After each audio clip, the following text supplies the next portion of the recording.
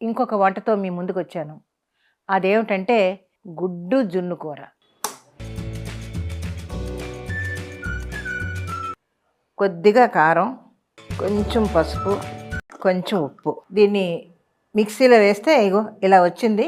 ఇందులో గిన్నెలో కాస్త నీళ్లు పోసుకొని ఇలా మూత పెట్టి 10 నిమిషాలు ఉడకాలి. మరి జున్ను అయిపోయింది. ఉల్లిపాయ ముక్కలు, పచ్చిమిరపకాయ ముక్కలు, అల్లం వెల్లుల్లి పేస్ట్ అండి. ఇది ఉల్లిపాయ, కొంచెం కొబ్బరి పేస్ట్, ఉప్పు, కారం.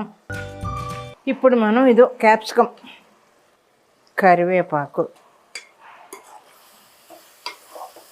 ఇదిగోండి మన జున్ను ముక్కలు కూడా వచ్చేసాయి.